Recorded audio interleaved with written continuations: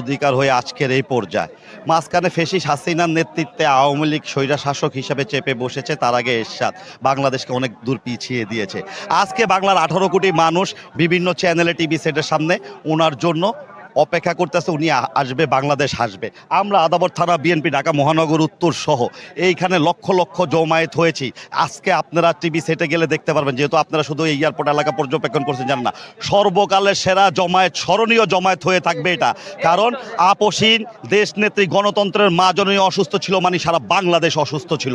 সব বাংলাদেশের 18 কোটি মানুষের প্রত্যাশা উনি আসবে। যে 31 দফা দিয়েছে রাষ্ট্র মেরামতের জন্য, এই 31 দফা বাস্তবায়ন ওনার নেতৃত্বে হবে। আগামী একটা সুস্থ নির্বাচন হবে, এই দেশের মানুষ তাকে নির্বাচিত করবে, সে প্রধানমন্ত্রী হবে এবং আধুনিক বাংলা বলেন, ডিজিটাল বাংলা বলেন, স্মার্ট বাংলা বলেন, ওনার নেতৃত্বেই গঠিত হওয়া সম্ভব। এর বাইরে অন্য কারোর পক্ষে সম্ভব না।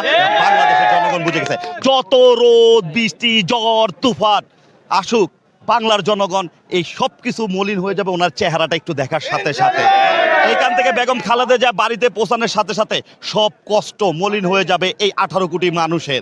আজকে লক্ষ লক্ষ লোক জমায়েত হয়ে প্রমাণ করেছে বাংলাদেশের সবচেয়ে জনপ্রিয় নেত্রী, বাংলাদেশ জাতীয়তাবাদী দল বিএনপি চেয়ারপারসন বেগম খালেদা জিয়া।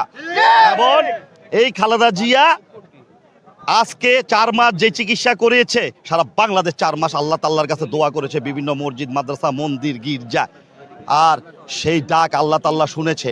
আজকে বাংলাদেশে যদি সুস্থভাবে খালেদা জিয়া বাড়ি পর্যন্ত পৌঁছায়, দেখবেন সারা বাংলাদেশ আসবে ইনশাআল্লাহ। আমার প্রশ্ন হলো যে দীর্ঘ 16টি বছর পরে যে আপনাদের মহান নেতা তারেক রহমান, তার সহধর্মিনী জোবাইদা রহমান, প্রয়াত আরাফাত রহমান কোকো তার সহধর্মিনী আজকে আসতেছেন, এটা আপনারা আসলে কি? আপনি জানেন ফেসিসরা একাধিক মিথ্যা মামলা দিয়েছিল, গাইবিন মামলা নামে পরিচিত হয়েছে, ওরা লাশের বিরুদ্ধে মামলা দিয়েছে।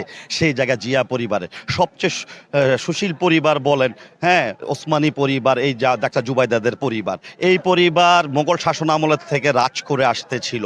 ওনার মতো মানুষ যে কখনো বাংলাদেশের কোনো মানুষের সাথে চোখ রাঙ্গায়া বা একটা কুট্টিক কথা বলে না, কেউ প্রমাণ দিতে পারবে না, তাকে প্রতিহিংসার থেকে মামলা দিয়েছে। তাই ফেসিস হাসিনা ক্ষমতা স্থায়ী করার জন্য ওনাদেরকে মামলা দিয়ে দূরে রেখেছে। আজকে বাংলাদেশ ওনাদেরকে বরণ করে নিবে স্মরণকালের শ্রেষ্ঠ জমায়েত দিয়ে। সারা পৃথিবী দেখবে ডাক্তার জুবাইদা এবং আরাফাত রহমান কোকোর স্ত্রী শর্মিলা কতটা মানুষের হৃদয় জয় কইরা।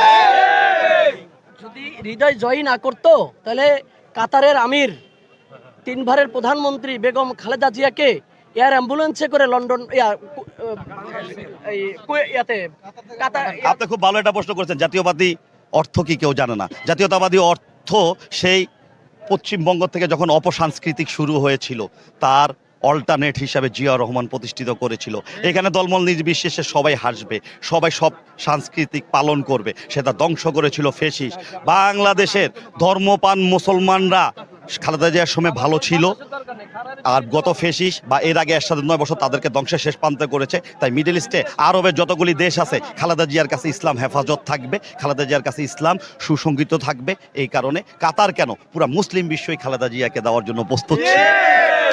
ছোট্ট একটি প্রশ্ন, বেগম খালেদা জিয়া 3 বারের প্রধানমন্ত্রী, যেভাবে ডক্টর ইউনূস স্যার 3 বাহিনী প্রধান সেনাকুঞ্জে তাকে অভ্যর্থনা জানিয়েছেন, এটা আপনি কিভাবে দেখেন? একজন যোগ্য লোক বাংলাদেশের, এবার ডাক্তার ইউনূস থেকে বিশ্ব পরিচিত মানুষ, বিশ্বের অনেকগুলি সংস্থার সাথে জড়িত এবং উনি নোবেল বিজয়, উনি